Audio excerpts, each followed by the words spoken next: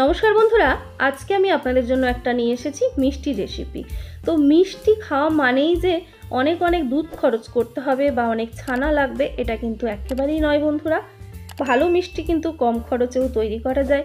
তার জন্য কিছু টেকনিক আপনাকে ফলো করতে হবে, সেটাই আমি আজকের এই ভিডিও দেখাবো। আমি কিভাবে সামান্য পরিমাণ ময়দা দিয়ে এই মিষ্টিটা বানিয়েছি এবং বিশ্বাস করুন বন্ধুরা, এই মিষ্টিটা খেতে এতটাই ভালো হয়, মুখে দেওয়ার সঙ্গে সঙ্গে একদম মিলিয়ে যাবে এরকম একটা মিষ্টি। আর দেখতে তো খুবই সুন্দর হয়েছে, দেখতেই পাচ্ছেন। তো চলুন কথা না বাড়িয়ে ভিডিওটা শুরু করি। এর জন্য প্রথমেই যেটা করতে হবে, গ্যাসে একটা প্যান বসিয়ে দিয়েছি, তাতে দিয়ে দিচ্ছি 120 ml চায়ের কাপের হাফ কাপ ঘি। এই রেসিপিতে ঘিয়ের বদলে আপনি বাটারও কিন্তু ব্যবহার করতে পারবেন। ঘিটা ভালো করে গলে গেলে এর মধ্যে এবার অ্যাড করব আমি ময়দা।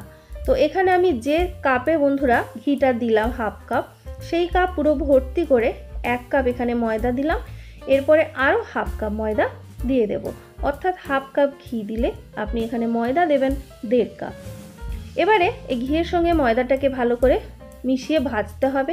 ফ্লেমটাকে কখনো একটু বাড়িয়ে নেবেন, কখনো একটু কমাবেন। দরকার মতো নাড়াচাড়া করবেন সবসময়, যাতে নিচের অংশ লেগে পুড়ে টুড়ে না যায়, সেটা খেয়াল রাখতে হবে। আর যেহেতু বন্ধুরা ঘিতে এটা মেশানো হচ্ছে, যত এর গরম ভাবটা বাড়বে তত কিন্তু এই মিশ্রণটা সফট হতে থাকবে। প্রথমে দেখুন ঝরঝরে আছে, কিন্তু আস্তে আস্তে এটা বেশ আঠালো একটা ব্যাপার চলে আসবে। ঠিক দেখুন, সন্দেশ তৈরির জন্য যেরকম আমরা মিশ্রণটা তৈরি করি সেরকম অনেকটা লাগছে দেখতে, দেখতে পাচ্ছেন। এবারে এর মধ্যে আমি অ্যাড করছি 1 চা চামচ বাটার। বন্ধুরা, বাটারটা পুরোটা দিলে টেস্ট তো অবশ্যই ভালো পাবেন, কিন্তু পুরোটা সম্ভব না হলেও অল্প একটু হলেও দেবেন, তাহলে কি হবে, ফ্লেভারটা বেশ ভালো পাবেন। এবারে বাটারটা দিয়ে এটাকে আবার 3 থেকে 4 মিনিট ফ্রাই করব। বাটার দেওয়ার আগে প্রায় 3 থেকে 4 মিনিট এটাকে ফ্রাই করেছি, তারপরে আরও 3-4 মিনিট, টোটাল 7 থেকে 8 মিনিট এটাকে ফ্রাই করতে হবে। একসময় দেখুন বেশ ধোঁয়া উঠতে শুরু করেছে, আর প্যানে একটু একটু লাগতে শুরু করবে, আর কালারটা একটু লালচে ভাব চলে আসবে। ঠিক এরকম একটা কালার হবে, তখন বুঝবেন যে মিশ্রণটা রেডি হয়ে গেছে, একটু নরমও হয়ে গেছে, দেখতে পাচ্ছেন। এবার যেটা করব, আর ধোঁয়া উঠছে দেখুন, ঠিক এইরকম অবস্থায় এলে এটাকে নামিয়ে নিতে হবে একটা বড় বাটির মধ্যে। একটু বড় বাটিতেই এটা নামিয়ে রাখতে হবে, কারণ এই মিশ্রণটার সঙ্গে আরও কিছু জিনিস অ্যাড করতে হবে, তাই এটা বড় বাটির মধ্যে নিয়ে নিচ্ছি। এবার এর মধ্যে অ্যাড করব আমি দুটো জিনিস, একটা বন্ধুরা চিনি, আর একটা কাজু। চিনিটা যে কাপে ময়দা এবং ঘি দিয়েছিলাম তার 1 কাপ চিনি আর 1 কাপ কাজু নিয়েছি। এটাকে ভালো করে শিলনোড়া বা মিক্সার গ্রাইন্ডারে গ্রাইন্ড করে নিতে হবে, একদম গুঁড়ো করে নিতে হবে ভালো করে।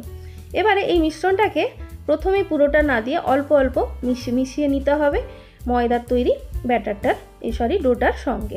এবারে যেটা বলার বন্ধুরা, এই কাজুটা যদি বাড়িতে না থাকে, আপনি শুধুমাত্র চিনিটা দিয়েই ট্রাই করবেন। এটা দুর্দান্ত খেতে লাগবে শুধু ময়দা আর চিনি দিয়ে তৈরি হলেও।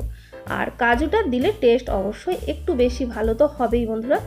তবে যদি না থাকে, আপনি শুধু চিনি, ময়দা আর ঘি দিয়েই বানাবেন একই রকমভাবে, আর সেক্ষেত্রে চিনির পরিমাণও বাড়ানোর দরকার নেই। আর মিষ্টি যদি বন্ধুরা কম পছন্দ করেন, চিনিটা কিন্তু 1 কাপের থেকে একটু কম পরিমাণে দিতে হবে। এবার দেখুন ভালো করে মেশানোর সঙ্গে সঙ্গে একটা জিনিস খেয়াল করুন, যে পাতলা ব্যাপারটা ছিল ডোটার মধ্যে, এখন কিন্তু সেটা আর নেই। দেখুন বেশ সুন্দর কিন্তু একটা মসৃণ একটা শুকনো ব্যাপার চলে এসেছে। এবারে আমি একটা মোল্ড নিচ্ছি, এগুলো কেকের মোল্ড। আপনি যদি বাড়িতে না থাকে, যে কোনো পাত্রে, যে কোনো স্টিলের টিফিন বক্স বা স্টিলের বাটি, যে কোনো পাত্রে সেট করতে পারেন। অল্প একটু বাটার বা ঘি ব্রাশ করে নিতে হবে, আর অবশ্যই যেটা করতে হবে, একটা পেপার সেট করে দিতে হবে। এই মিষ্টিটা বন্ধুরা এতটাই শক্ত হয়ে যাবে, এখান থেকে কিন্তু টেনে বের করতে পারবেন না, তাই অবশ্যই নিচে যদি একটা কাগজ দেওয়া থাকে, খুব ইজিলি কিন্তু সেটা উঠে আসবে। কাগজটাতেও অল্প একটু বাটার বা ঘি ব্রাশ করে দিতে হবে। এবার যে মিশ্রণটা আমি তৈরি করলাম, সেই মিশ্রণটা এখানে দিয়েছি। মিশ্রণটা দেখুন কতটা শক্ত হয়ে গেছে চিনিটা দেওয়ার পরে, না বানালে বুঝতেই পারবেন না যে এটা এতটা চেঞ্জ হয়। এবার ভালো করে চেপে চেপে এটাকে ছড়িয়ে দিতে হবে মোল্ডের মধ্যে। দেখুন একেবারে যেরকমভাবে আমি এখানে ছড়িয়ে দিয়েছি সেইভাবে সুন্দর করে ছড়ানো হয়ে গেলে, এবারে যেটা করবেন বন্ধুরা, এটাকে অবশ্যই আপনি যেরকম পিসে কাটতে চাইছেন, এই নরম থাকা অবস্থায় সেটা কিন্তু করে নেবেন। না হলে কি হয়, শক্ত হয়ে যাওয়ার পরে কিন্তু এই মিষ্টিটার যেটা সমস্যা, পিসটা কিন্তু করতে পারবেন না। কিন্তু এভাবে যদি কেটে রাখেন, তাহলে কিন্তু খুব ইজিলি আপনি পিসগুলো বের করতে পারবেন। তো এগুলো কেটে দিচ্ছি। কেটে দেওয়ার পরে বন্ধুরা যেটা করতে হবে, এটাকে প্রায় 2 ঘন্টা মতো নর্মাল ফ্রিজে রেখে দিতে হবে। প্রায় 2 ঘন্টা ফ্রিজে রাখার পরে আমি বের করে এনেছি এবং আপনাদের দেখাচ্ছি যে এটা কতটা শক্ত হয়েছে। তো আমি মোল্ড থেকে দেখুন, আপনাদের বলেছিলাম পেপারটা থাকলে এটা তুলতে সুবিধে, তো পেপারটা থেকে আমি তুলেছি। যেটুকু অংশে বন্ধুরা পেপারটা ছিল না, দেখুন সেটা কিন্তু মোল্ডের মধ্যে লেগে রয়ে গেছে এবং ভেঙে গেছে। আর সাইডটা আমি আপনাদের দেখাচ্ছি, দেখুন কতটা সুন্দর করে মিষ্টিটা সেট হয়েছে।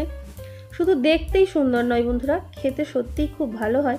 একবার না ট্রাই করলে একেবারেই বুঝতে পারবেন না যে এত সামান্য জিনিস দিয়ে এত সুন্দর রেসিপি তৈরি করা যায়। কাজুটা তো আমি আপনাদের বললাম একেবারেই অপশনাল, আপনি কাজু না দিয়েই বানাবেন, সেটাও কিন্তু খেতে বেশ ভালো লাগবে।